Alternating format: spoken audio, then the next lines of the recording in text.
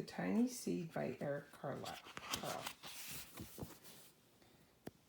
It is autumn. A strong wind is blowing. It blows flower seeds high in the air and carries them far across the land. One of the seeds is tiny, smaller than any of the others. Will it be able to keep up with the others? And where are they all going?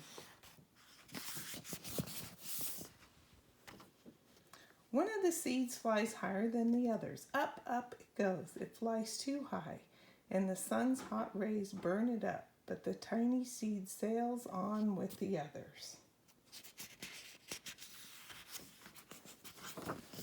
Another seed lands on a tall, icy mountain. The ice never melts, and the seed cannot grow. The rest of the seeds fly on, but the tiny seed does not go as fast as the others. Now they fly over the ocean. One seed falls into the water and drowns. The others sail on with the wind, but the tiny seed does not go as high as the others.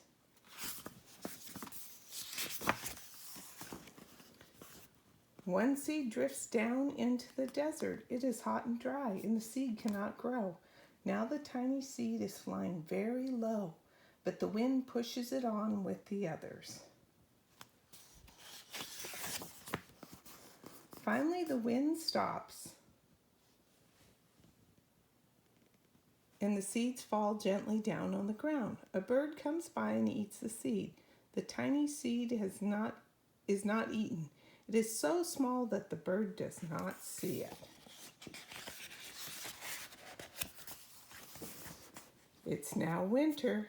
After their long trip, the seeds settle down. They look just as if they're going to sleep in the earth. Snow falls and covers them like a soft white blanket.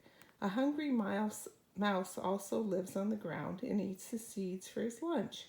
But the tiny seed lies very still, and the mouse does not see it. Now it is spring. The snow has melted. It's really spring. Birds fly by, the sun shines, rain falls, the seeds grow so round and full they start to burst open a little. Now they're not seeds anymore. They are plants. First they send roots down to the earth. Then their little stems and leaves begin to grow up towards the sun in the air. There's another plant that grows much faster than the new little plants. It's a big fat weed, and it takes all the sunlight and the rain away from the other one of the plants, and the little plant dies. The tiny seed hasn't begun to grow yet. It will be too late. Hurry. But finally, it too starts to grow into a plant. The warm weather also brings children out to play. They too have been waiting for the sun and springtime. One child doesn't see the plants and he runs along. Oh, he breaks one. Now it cannot grow anymore.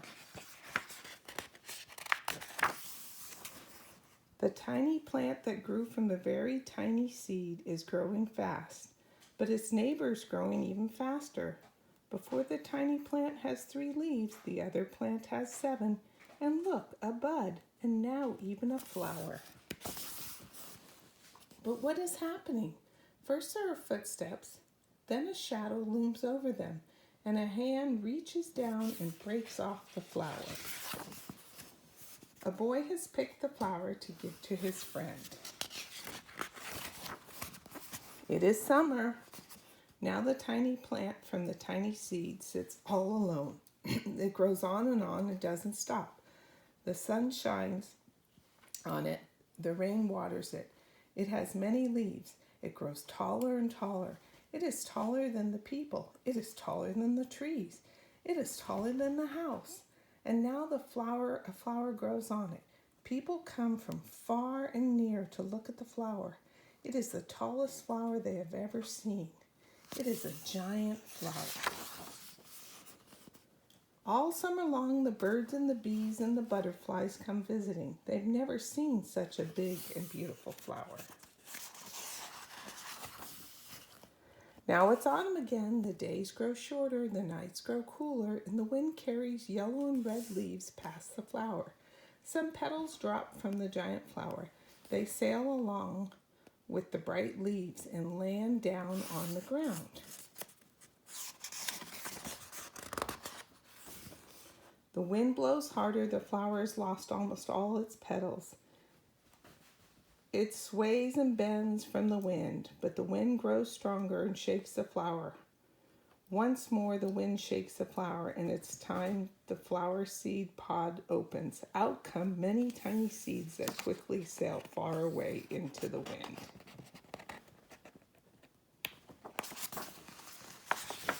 The end.